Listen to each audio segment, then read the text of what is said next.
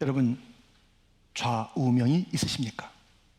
좌우명은 자기 인생을 끌어가는 한 표대인 것입니다. 누가 좀 소개해 주시겠어요? 자기의 좌우명. 예, 있으신 분도 있고 또 없으신 분도 있겠는데, 다른 자들의 좌우명 우리가 또 관심도 있어요. 어떨 때는 기본에 충실하자, 충분히 생각하고 단호히 실행하라, 나의 발자국이 뒷사람의 이정표가 되리라 등등의 좌우명을 가지고 사는 분 있죠. 인내, 이런 좌우명이 있고요. 저 같은 경우는 복음 전파가 생애의 좌우명이기도 합니다. 이렇게 각 개인에게 좌우명이 있다면 어떤 공동체, 단체에는 표가 있어서 함께 그것을 바라보고, 아, 우리가 여기에 집중한다라는 그런 그 구호 또는 표가 있는 것입니다. 2022년 우리 퀸즈 장로교의 표는 무엇이냐면 하나님의 능력과 하나님의 지혜로 사는 교회인 것입니다. 하나님의 능력, 하나님의 지혜로 사는 교회. 이것은 오늘 본문 24절에서 나온 말씀입니다. 오직 부르심을 받은 자들에게는 유대인이나 헬라인이나 그리스도는 하나님의 능력이요 하나님의 지혜니라. 예. 부르심을 받은 자들, 이방인들 또는 유대인은 누구든지 하나님의 능력, 하나님의 지혜로 살아가야 하는 것입니다. 우리는 이 교회의 표를 어떻게 실천할 것인가? 도대체 하나님의 능력으로 사는 것이 어떠한 것이며 하나님의 지혜로 사는 것이 무엇인지를 알아야 그렇게 살아갈 것 아니겠습니까?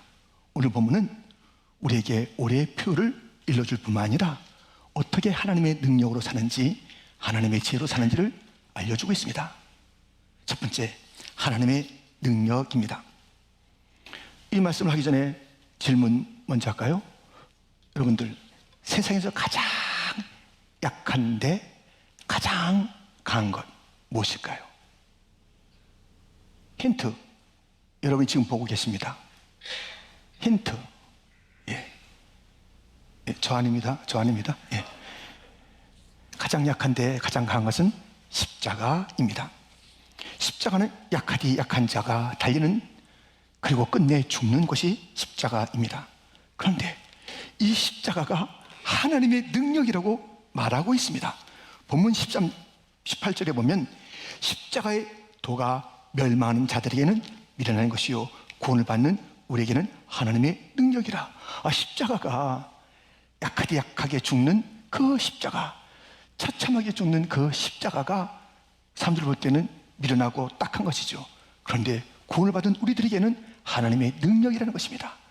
이렇게 이 처참하고 약하고 죽음이 서려 있는 그 십자가가 하나님의 능력이라고 우리에게 일러줍니다. 왜 그럴까요? 약하고 마침내 죽는데, 여러분들 가만 생각해 보세요. 혹시 이제 그러지 않기를 바라지만, 혹시 집에서 싸울 때 있잖아요. 싸울 때 누가 이겨요? 목소리 큰 사람이 이겨요? 아니면 힘센 사람이 이겨요? 아니에요. 누가 최후의 승리하냐면 자기 자신이 죽는 자가 이기는 거예요. 내가 죽고 말아. 그 자가 이기는 거예요. 먼저 죽는 자가 이긴다니까요. 죽음이 승리해요. 죽음이 평안을 줘요. 죽음이 자기 자신과 또 자기 그 배우자 또는 가정의 여러 가지 일들을 평안하게 만드는 거예요. 그러니 놀라운 능력이고 놀라운 기적이 죽음 가운데 있다니까요.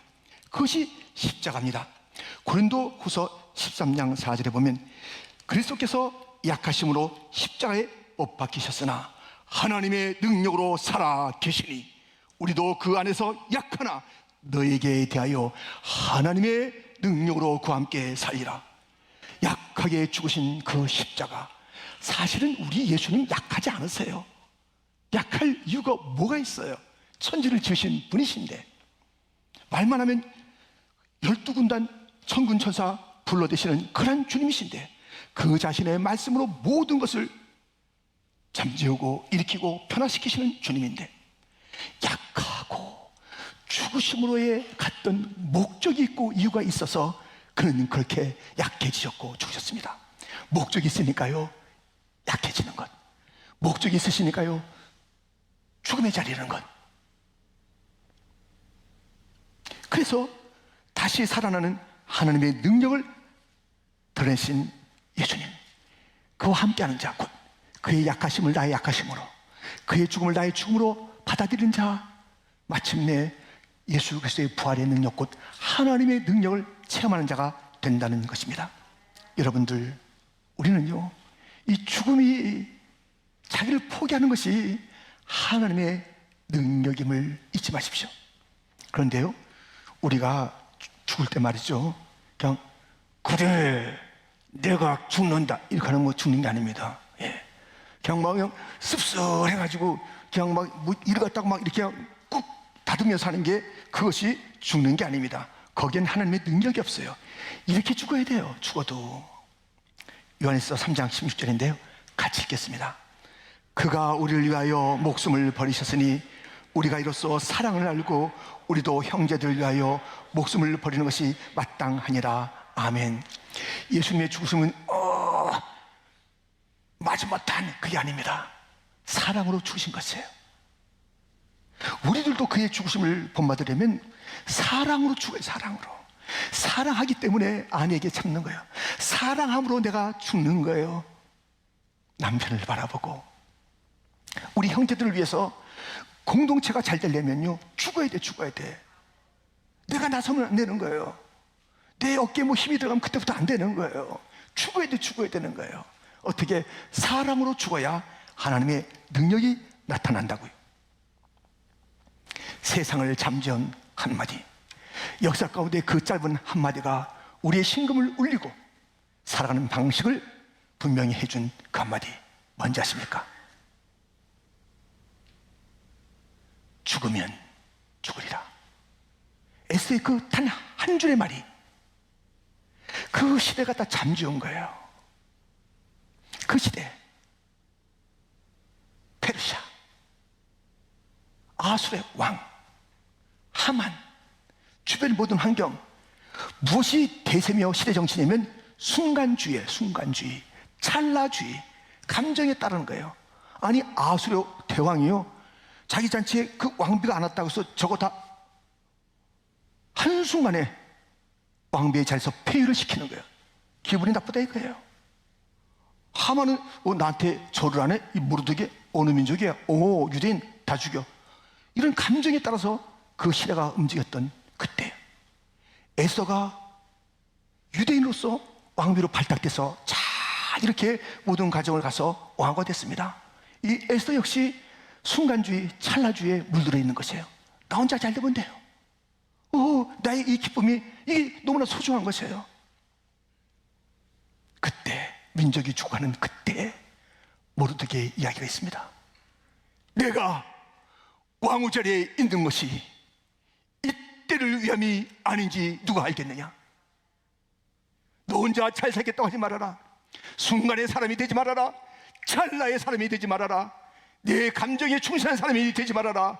역사를 봐라. 민족을 봐라. 하나님의 나라를 봐라. 죽으면 죽으리라. 그 결단을 이끌어냈던 거룩한 도전이 있었습니다. 우리는 이 시대가 얼마나 찰나주의인지, 얼마나 순간주의인지 자기의 기분이 전부예요. 요 기쁨이 전부예요. 역사성을 잃어버린 거예요.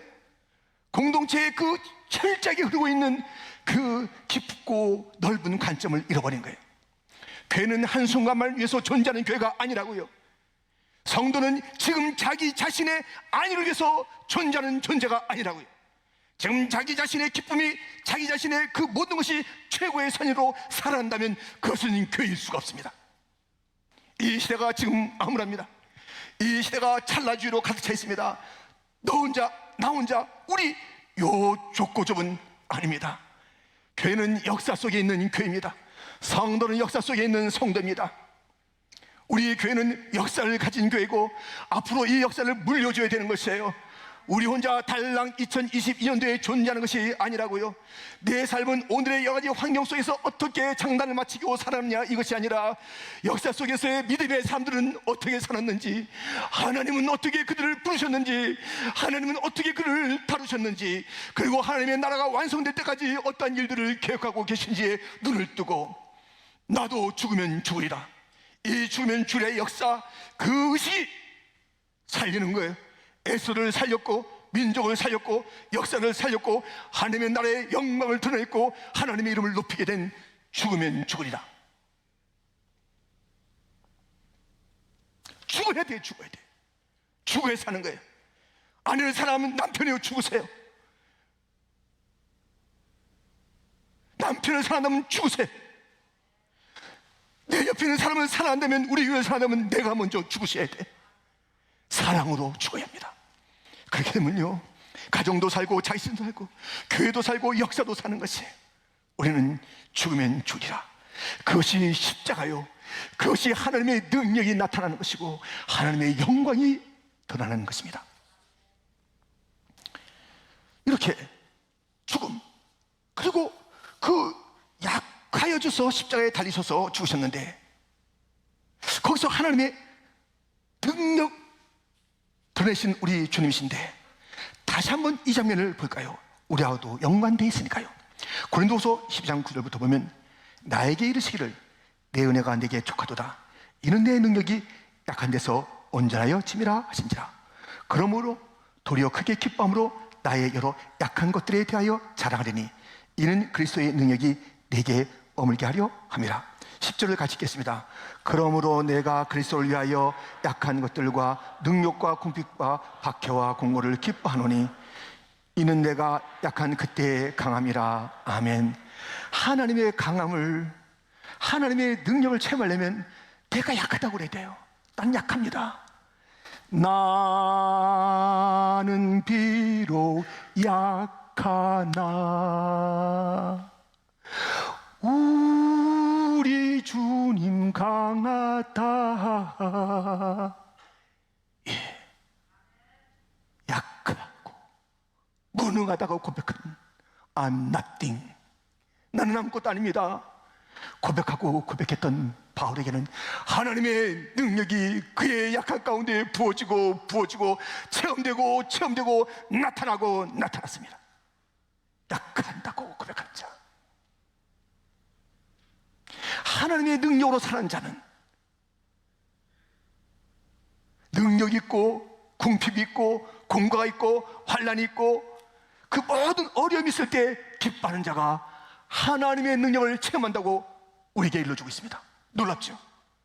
하나님의 능력으로 사는 교회는 죽는 교회, 하나님의 능력으로 사는 교회는 나는 약합니다, 우리는 아무것도 아닙니다, 우리가 할 수 있는 것은 없습니다 하고 고백하며 엎드려서 주님, 우리가 아무것도 못하는 자예요, 아무것도 못하는데요, 주님, 우리는 아무것도 아니에요.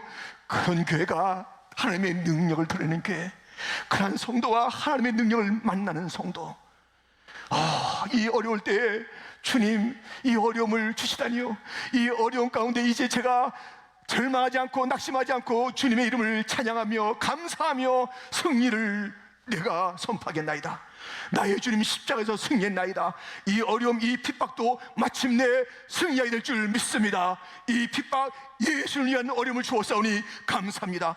십자가에 참여시키시니 감사합니다. 기뻐하는 자가 하나님의 능력을 체험하는 것입니다. 하나님의 능력으로 살아가는 교회는 죽는 교회, 약하다고 고백하는 교회, 어려움이 있을 때마다 절망하지 않고 찬양하며 감사하며 기뻐하는 교회가 하나님의 능력으로 살아가는 교회입니다. 두 번째, 하나님의 지혜로 산다는 것은 무엇입니까? 오늘 본문에는 하나님의 지혜라는 단어가 나오지만은 하나님의 지혜만 말씀하는 것이 아닙니다. 세상의 지혜도 있음을 말씀하고 있습니다. 본문 21절 그리고 22절에 보면 이 세상이 자기의 지혜로 하나님을 알지 못하므로 유대인은 표적을 구하고 헬라인은 지혜를 찾으나. 와, 여러분, 세상에서 똑똑한 자 있습니다. 말도 잘하고요, 지식도 많고요, 세상의 지혜로 가득 찼습니다. 그래서 막 그들이 말하는 거 보면 재미도 있고 뭐 너무 유익도 하고 꼭 잘 따라야 될 것 같고, 와, 좀 사람이 이렇게 똑똑하나, 세상의 지혜로 반짝반짝반짝하는 그런 자들이 있습니다. 헬라의 지혜, 얼마나 그 사상이 심오하며 그들의 여러 가지 철학, 기술, 문화들이 빛납니까? 와, 이런 세상의 지혜가 있다는 것입니다. 그런데 세상의 지혜가 번쩍번쩍 되면서 마라탄 나가보세요. 얼마나 화려한 그런 세상의 문화가 우리 갖다 막, 와, 눈을 막 휘둥그게 하잖아요. 떠올랐잖아요. 온 땅이 지금 그렇잖아요. 그런데 세상 지혜의 결정적인, 아무리 똑똑하고 아무리 뭐 재밌고 해도요, 결정적인 문제가 있습니다. 조금 전에 말씀드렸어요. 뭔지 아셨어요? 21절 하반절에 이 세상이 자기의 죄로 하나님을 알지 못함으로, 하나님을 알지 못해요. 하나님을 알지 못하는 세상 지혜 아무것도 아니에요. 하나님을 알지 못하는 세상 지혜가 스스로 똑똑하다, 많은 자들이 찬사를 부르시고 대단해요, 대단해요 박수 치면 박수 칠수록 어떻게 되는가? 하나님을 알지 못하는 세상 지혜는 어떻게 되는가?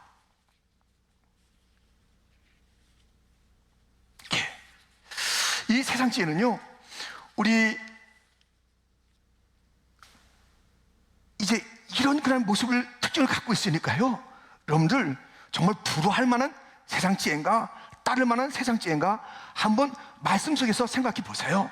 세상의 지혜, 번뜩이는 지혜에 관심 너무 많이 갖고 있는데, 한번 생각해 보세요.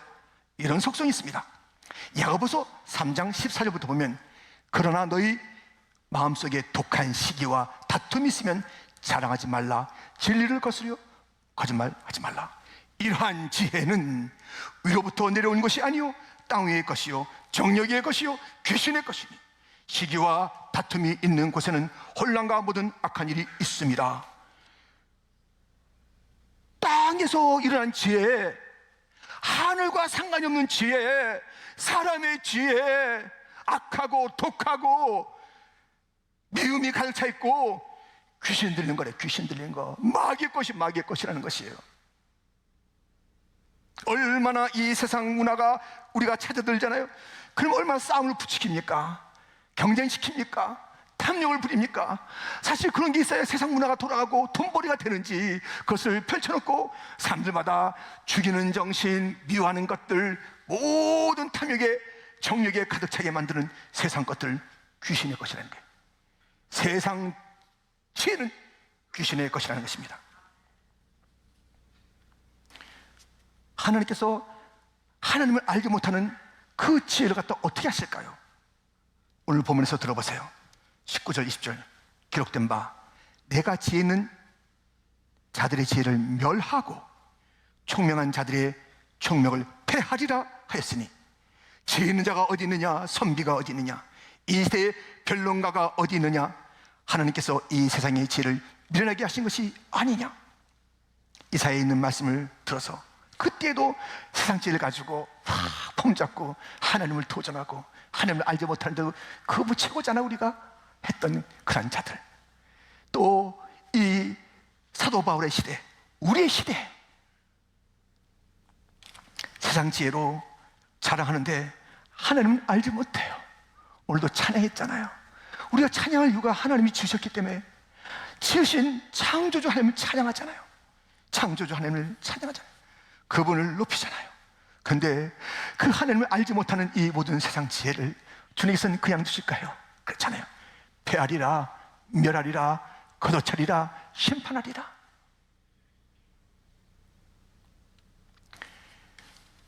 어떻게 이렇게 패할, 망할, 하나님의 진노를 자내는 세상의 지혜, 곧 교만한 지혜, 하나님 없다는 그런 지혜, 그 속에 교회가 빠져있고 우리의 자녀들이 빠져있고 우리조차 거기에 빠져서 역시 재밌어, 역시 신난다, 역시 하면서 세상 지혜에 우리의 정신을, 우리의 마음을, 우리의 발길을, 우리의 눈길을 다 담궈둔다면 그 세상 지혜가 진노받을 그때에 어떻게 되겠습니까?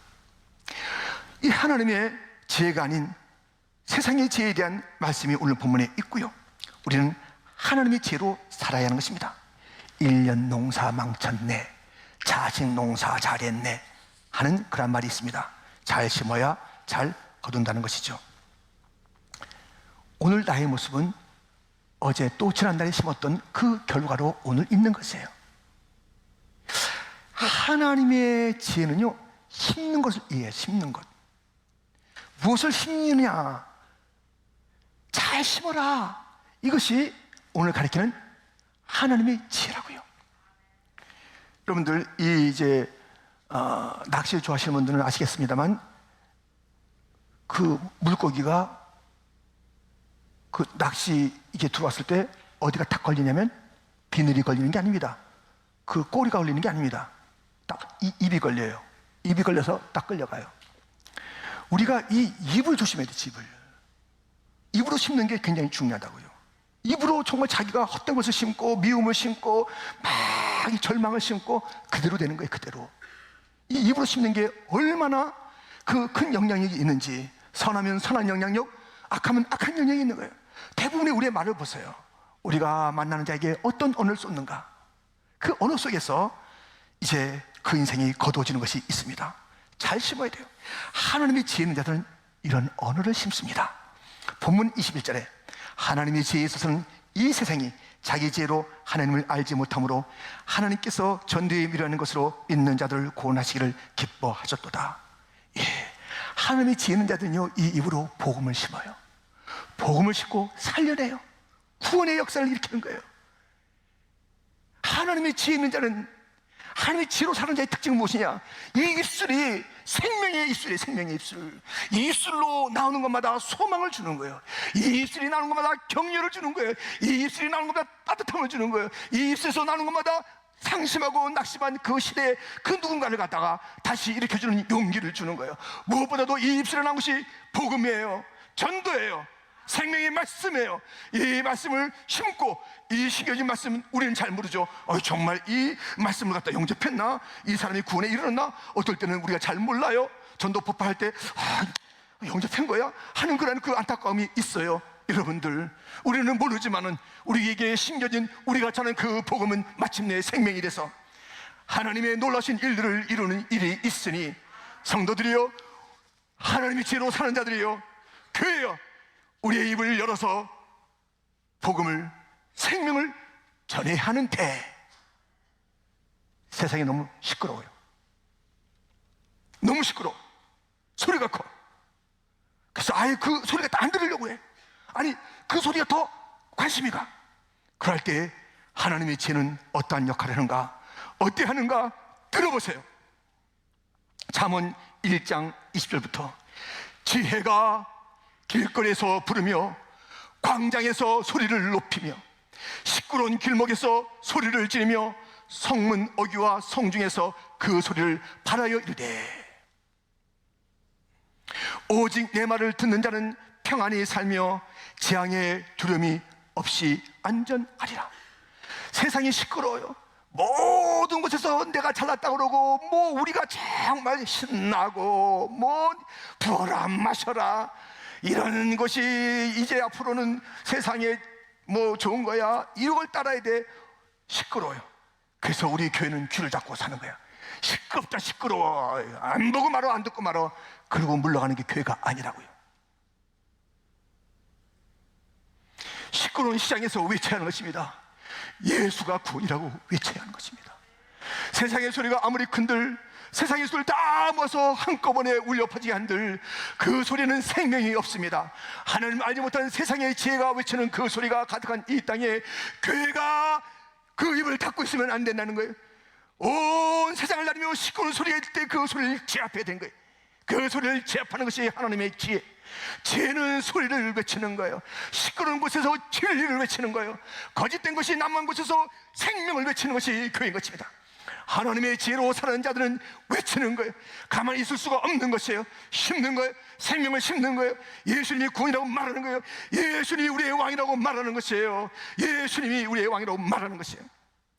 혼자만 잘 살겠다는 게 아니에요. 아까 우리 경찬팀도 동서남북이라는 아주 그냥 광대하는 그 스케일 갖다 보여줘, 찬송에서. 그렇잖아요. 우리가 정말 큰 스케일로 살아야 되는 거예요. 나 혼자 이익이 되는가? 이게 기준이야, 이게 기준. 우리 애들이 뭐 잘 먹고 잘 사는가? 이게 기준이야, 이게 기준. 내가 오늘 이 일주일 좀 잘 건강하게 사는가, 안 사는가? 이게 기준이야, 이게 기준. 이게 기준이야, 이게 기준.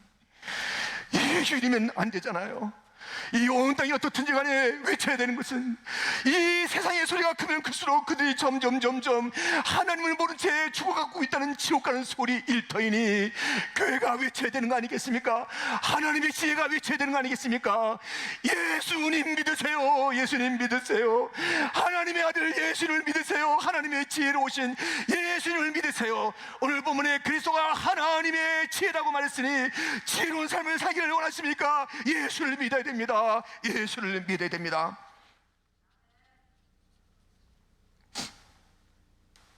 지혜로운 자는 심는 거예요.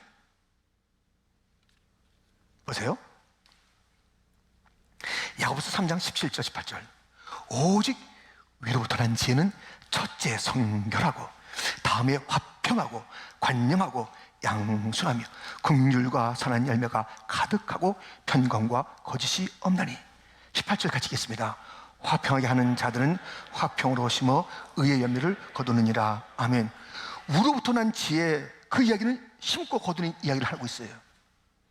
그러니까 하늘 지혜는 무엇이냐면 잘 심는 거예요. 선한 것을 심는 거예요. 이 세상에는 복음을 심는 거예요. 그리고 주께서 역사하셔서, 성령의 역사하셔서 저들 군의 백성으로 일으켜 주옵소서. 우리의 할 일은 이 세상을 외쳐서 복음을 심는 것이고, 그 다른 생명의 역사는 성령께서 하시는 것이고 하나님께서 하실 일이고, 우리 할 일은 그것이에요. 뿐만 아니라 우리는 하늘의 지혜를 가진 자들은요, 자기 자신을 위해서도 심어야 돼요. 성결한 것을 심어야 돼요. 믿음을 심어야 돼요. 성령의 열매가 거둘 수 있도록 그런 성결한 것을 심어야 되는 것이에요. 사랑을 심어야 되는 것이에요. 내 자신의 영혼을 돌보면서 내가 선한 자가 되는 것, 내가 관용의 사람이 되는 것, 이것이 지혜로운 것이에요. 자기가 성장하지 않아요. 자기가 변하지 않아요. 그게 무슨 지혜로운 자의 모습입니까? 지혜는 반드시 세상을 변화시킵니다. 무엇으로? 복음으로. 지혜는 변화시킵니다. 무엇으로? 그 아름다운 것으로, 아름다운 씨앗으로 자기 자신을 성화시켜 나가는 것이 바로 하나님의 지혜의 삶인 것입니다. 여러분들, 우리 교회 올해의 표는 하나님의 능력과 하나님의 지혜로 사는 교회입니다. 하나님의 능력으로 사는 교회는 형제를 사랑함으로, 아내 남편을 사랑함으로 내가 먼저 죽는 그러한 교회가 하나님의 능력으로 산다. 나의 약함을 자랑할 때 하나님의 능력이 나타나고, 주를 위한 어려움을 기뻐하는 교회가 하나님의 능력을 가졌다라는 것입니다. 하나님의 지혜로 사는 교회의 특징은 무엇입니까? 하늘 씨앗을 심어서 하늘의 그 열매들을 거두는 자예요. 이 땅에 우리가 심을 때에 그냥 다툼에, 절망에, 쓰이쓰라마나, 하나마나 하는 말 갖다 뭐 할 필요 뭐 있겠어요? 그거 입 아프잖아요. 하나마나 하는 얘기 해서 절망이 되는 그 얘기, 그런 얘기는요, 침묵이 나요. 침묵이 나요. 우리가 입을 열어서 외칠 이유가 있으니, 외칠 그런 그 복음이 있으니 예수님을 믿어라라는 그 복음을 있는 자들은 침묵하면 안 됩니다. 외쳐야 합니다. 심어야 합니다. 내 영혼을 잘 갖고 있어야 되는 것이에요. 올해 하나님의 지혜로 산다 그러면 우리의 영혼들이 올해 다 지나면서 점점 자라면서요, 그렇게 성결해지고 거룩해지고 멋져지고 막 품고 또 정말 그 선해지고, 그냥 진선미가 넘치는 거야. 진선미, 진리가 넘치고, 선함이 넘치고 아름다움이 넘치고, 그렇게 돼요. 미스 코리아 진선미만 바라보고 아이고 나도 한번 나갈 거 그랬나? 안 나가도 됩니다. 뭐 나가면 당선이 되겠지만 안 나가도 되고요. 진짜 진선미, 말씀 안에서의 진선미를 이뤄가는 그런 일들이 있기를 바랍니다.